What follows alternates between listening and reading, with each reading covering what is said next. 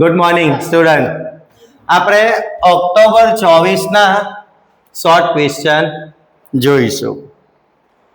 Short question October 24 એમાં રોકાણોનું ખાતું બનાવવું પડે. રોકાણોનું ખાતું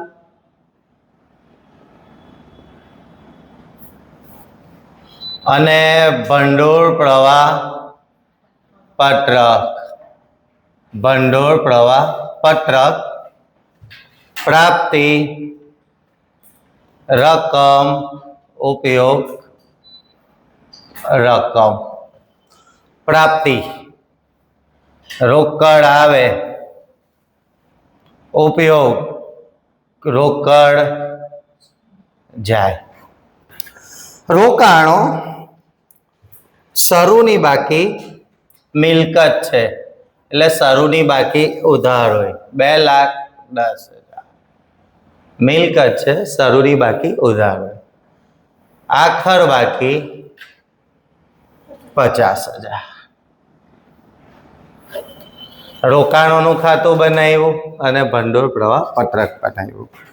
અહીંયા કીધું છે 2023-24 વર્ષના વર્ષ દરમિયાન 80% રોકાણો કંપનીએ વેચાણ કિંમત પર 20% નફાથી વેચ્યા. 80% રોકાણો.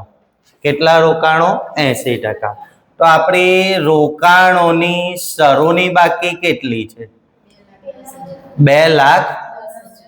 એના 80%. 2,10,000 ના 80% 1,68,000. આ મૂળ કિંમત છે. આ મૂળ કિંમત છે. મૂળ કિંમત વત્તા નફો વેચાણ. મૂળ કિંમત 1,68,000. જોજો, રોકાણો શરૂમાં 2,10,000 ના છે, એના 80% એટલે 1,68,000 એ મૂળ કિંમત છે. હવે આપણને વેચાણ કિંમત પર 20% નફો કીધો. કોના પર? હા, એટલે વેચાણ કિંમત નથી આપણી પાસે એટલે એને ધારો 100, નફો 20, પડતર 80. નીચેથી ઉપર જાવ એટલે પ્લસ થતું હોય માઇનસ, માઇનસ થતું હોય પ્લસ. 80 એ 1,68,000. 80 એ આટલા, 100 એ કેટલા? 2 લાખ. નફો 42,000. ધ્યાન રાખજો. એટલે રોકાણો શરૂની બાકી 2,10,000, એના 80% એટલે 1,68,000 મૂળ કિંમત. આપણને કીધું વેચાણ કિંમત પર નફો કીધો એટલે વેચાણ કિંમત 100, નફો 20, પડતર 80. 80 એ આટલા, 100 એ કેટલા? રોકાણો વેચું, રોકડ આવે, ભંડોળની ઉધાર. રોકાણો વેચતા ઉપજ. રોકાણો વેચતા ઉપજ 2,10,000. રોકડ આવે, ઉધાર. રોકાણોના ખાતાની જમા બેંક ખાતે 2,10,000. 2,10,000. એમાં નફો સમાયેલો છે એટલે સામે નફાની અસર દૂર કરો અને નફો લઈ જાઉં સુધારેલ નાનું ખાતે. નફો ઉધાર નાનુંની પણ એ આપણે બનાવવાનું નથી. બરાબર, આ ધ્યાન રાખજો. એ આપણે બનાવવાનું. ફરી રોકાણો વેચું, રોકડ આવે, ભંડોળની ઉધાર 2,10,000. રોકાણોની જમા, એમાં નફો સમાયેલો છે, સામે નફાની અસર દૂર કરું, એને નફો લઈ જાઉં સુધારેલ ઉધાર, સુધારેલ નાનુંની જમા, પણ એ બનાવવાનું નથી. હવે બીજું કંઈ આગળ છે નહીં. રોકાણોનું ખાતું ક્લોઝ કરો. 2,60, 2,60 ડિફરન્સ 8,000. હવે શરૂની બાકી જે સાઈડ હોય એ જ સાઈડ ડિફરન્સ એટલે રોકાણો વધે.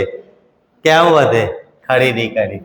બેંક ખાતે ખરીદી, અને ખરીદી કરું રોકડ જાય. ખરીદી કરું રોકડ જાય. ભંડોળની જમા. રોકાણોની ખરીદી. રોકાણોની ખરીદી 8,000. હવે એનો આન્સર શું હતો આપણોને? કે ભંડોળની પ્રાપ્તિ ગણો. એટલે પ્રાપ્તિ એટલે આપણો જવાબ, આ આપણો જવાબ કહેવાય. પ્રાપ્તિ જ માંગી છે એટલે. દાખલો પૂરો જે ચોથા નંબર પર છે તે, પાંચમા નંબર પર છે તે. હવે પાંચમા નંબર પર એમાં રોકડ પ્રવાહ પત્રક. રોકડ પ્રવાહ પત્રક વિગત 2 કોલમ બનાવજો. રકમ રકમ. એમાં અ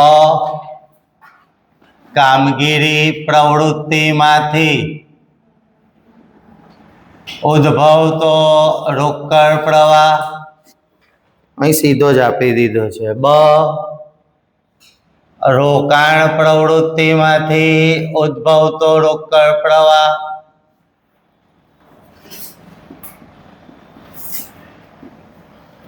ક નાણાકીય પ્રવૃત્તિમાંથી ઉદ્ભવતો રોકડ પ્રવાહ. આ ત્રણે પ્લસ માઇનસ કરતા રોકડ સમાનમાં વધારો ઘટાડો. રોકડ સમાનમાં વધારો. આ રોકડ પ્રવાહનું નોર્મલ ફોર્મેટ. એમાં આપણને કામગીરી પ્રવૃત્તિમાંથી ઉદ્ભવતો રોકડ પ્રવાહ, રોકાણ પ્રવૃત્તિમાંથી ઉદ્ભવતો રોકડ પ્રવાહ, નાણાકીય પ્રવૃત્તિમાંથી ઉદ્ભવતો રોકડ પ્રવાહ. પછી મેં બનાવું ઇક્વિટી શેર મૂડી ખાતું. ઇક્વિટી શેર મૂડી ખાતું. પ્રેફરન્સ શેર મૂડી ખાતું. ઇક્વિટી શેર મૂડી ખાતું. પ્રેફરન્સ શેર મૂડી ખાતું. ઇક્વિટીની શરૂની બાકી 8 લાખ. આખર બાકી અહીં ધ્યાન આપજો, હમણાં ના લખો, 9 લાખ. પ્રેફરન્સ શેર મૂડી શરૂની બાકી 50,000. આખર બાકી 1,50,000. ખાટા બનાવી દેવાના, થોડું ઈઝી પડે. હા, હું ડાયરેક્ટ કહી શકત, પણ નહીં, ડાયરેક્ટ મેં નથી કહેતો.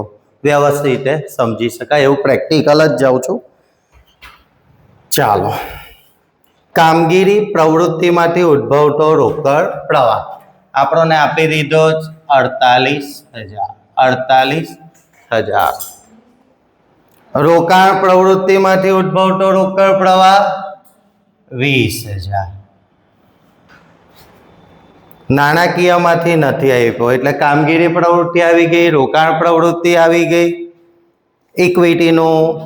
ઇક્વિટીનું ખાતું આવી ગયું, પ્રેફરન્સનું ખાતું આવી ગયું. બંને ખાતા આવી ગયા. ક્લિયર?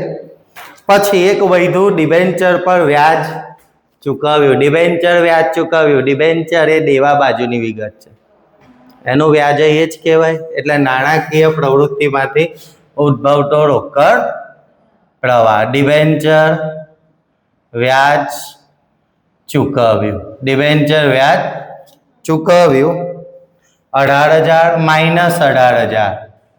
માઇનસ એટલે જમા, નાનોની ઉધાર. સુધારેલ નાનોની ઉધાર, પણ એ બનાવવાનું નથી કેમ કે આપણને સીધું ઓલરેડી બીજું આપી જ દીધું છે.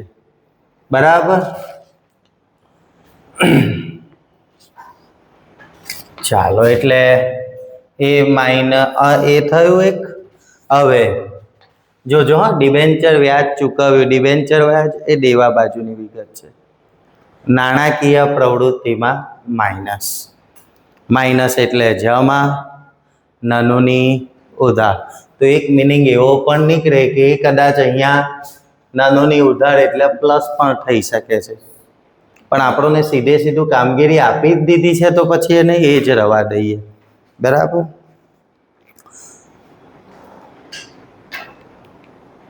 આગળ ઇક્વિટીનું ખાતું ક્લોઝ કરો. શરૂની બાકી જે સાઈડ છે એ જ સાઈડ ડિફરન્સ. બેંક ખાતે ઇક્વિટી બહાર પાડ્યા, ઇક્વિટી બહાર પાડ્યા. અથવા તમે આવું પણ ક્વેશ્ચન કરો, શરૂમાં 8 લાખ હતા, શરૂમાં 8 લાખ હતા, આખરમાં 9 લાખ થયા, વૈધા કેટલા વૈધા? 1 લાખ. કેમ વૈધા? બહાર પાડ્યા.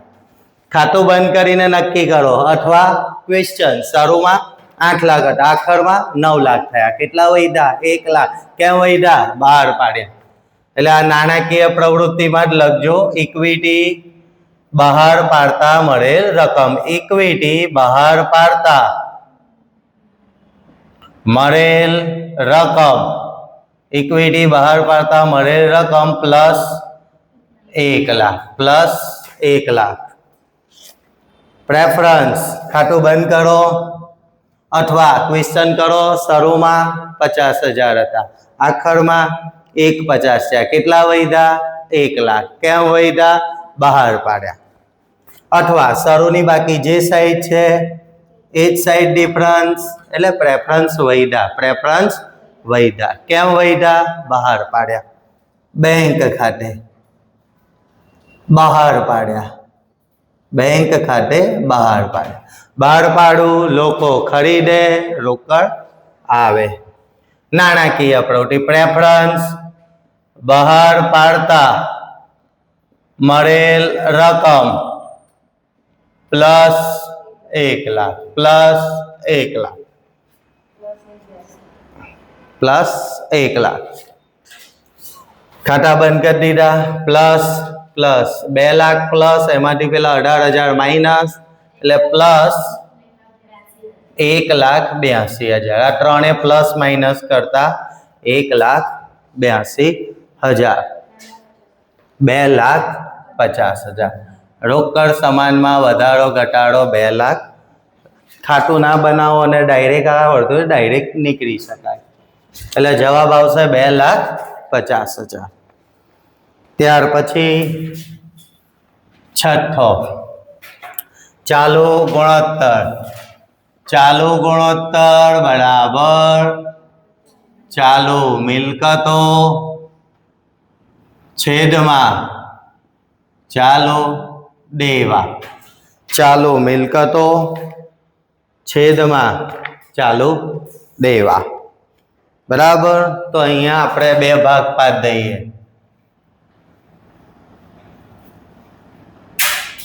ચાલુ મિલકતો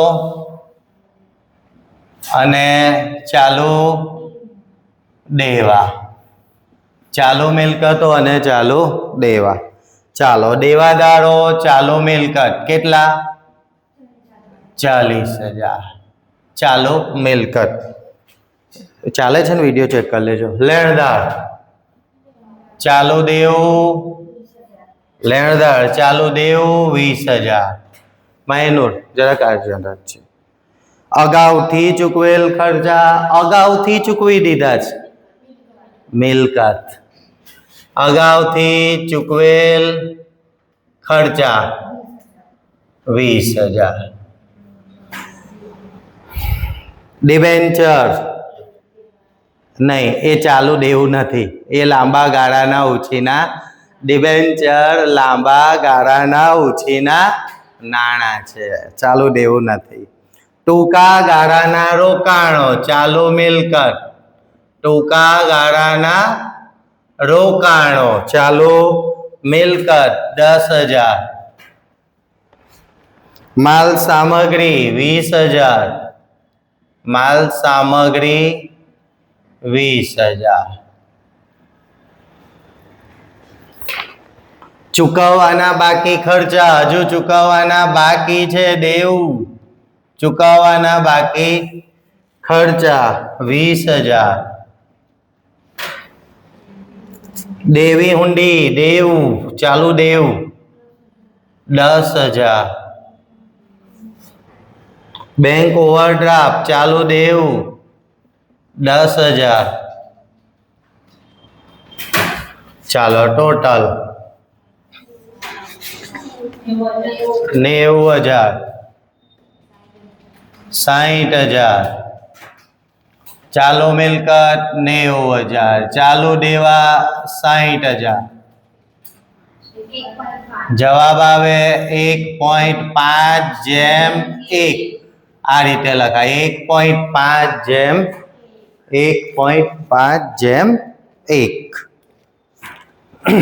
ત્યાર પછી 7મો અહીંયા જ લઈ લઉં છું, તેજ લિમિટેડ. એમાં શોધવાનું કીધું સ્ટોક ગુણોત્તર બરાબર વેચેલ માલની પડતર છેદમાં સરેરાશ સ્ટોક. વેચેલ માલની પડતર છેદમાં સરેરાશ સ્ટોક. પૂરક સૂત્ર મૂકી દેવાના. વેચેલ માલની પડતર બરાબર શરૂનો સ્ટોક, અથવા તમે વેચાણ માઇનસ કાચો નફો પણ મૂકી શકો. બરાબર, વેચેલ માલની પડતર બરાબર વેચાણ માઇનસ કાચો નફો. વેચાણ આપણું 2 લાખ, કાચો નફો 70,000, વેચેલ માલની પડતર 1,30,000. વેચેલ માલની, અથવા પેલું મૂકી શકો, વેચેલ માલની પડતર બરાબર શરૂનો સ્ટોક વત્તા ખરીદી વત્તા ખરીદીના ખર્ચા માઇનસ આખર. તો પેલું ગાડા ભાડું એ ખરીદીનો ખર્ચ કહેવાય. વેચેલ માલની પડતર બરાબર શરૂનો સ્ટોક વત્તા ખરીદી વત્તા ખરીદીના ખર્ચા માઇનસ આખર. એ રીતે પણ આવે 1,30,000. અને સરેરાશ સ્ટોક બરાબર શરૂનો સ્ટોક વત્તા આખરનો સ્ટોક ભાગ્યા 2. શરૂનો સ્ટોક 40,000, આખરનો સ્ટોક 20,000 ભાગ્યા 2. સરેરાશ સ્ટોક 30,000. તો અહીંયા વેચેલ માલની પડતર 1,30,000, સરેરાશ સ્ટોક 30,000, 4.33 વખત અથવા વાર આ જવાબ. ધ્યાન રાખો. 8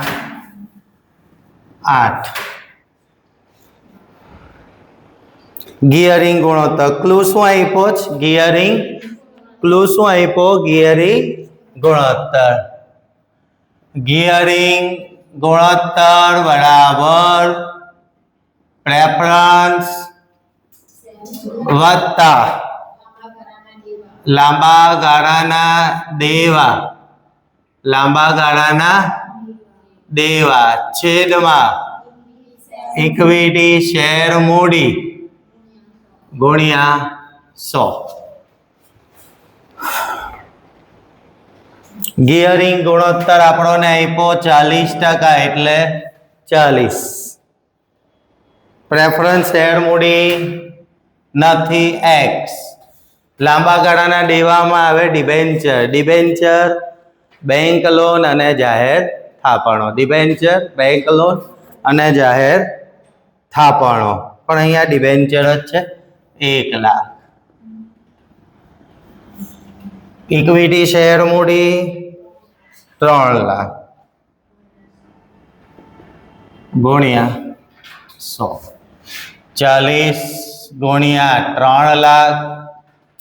x સાથે ગુણાયેલી રકમ છે, સોરી 3 લાખ ઉપર 100 ભાગાકારમાં. બરાબર, નીચે છે ઉપર જાય, ઉપર છે નીચે આવે. બરાબર, x plus 1 lakh. 1,20,000. 1,20 plus 1 lakh આ બાજુ લાવો, માઇનસ 1 લાખ બરાબર x. 20,000 બરાબર x મીન્સ પ્રેફરન્સ શેર મૂડી. પ્રેફરન્સ શેર મૂડી. આ થયું આપણું ઓક્ટોબર 24. કયું છે ઓક્ટોબર 24માં? રેગ્યુલર જ છે ને? રેગ્યુલર છે. ઓક્ટોબર 24ના શોર્ટ ક્વેશ્ચનનું પેપર સોલ્યુશન.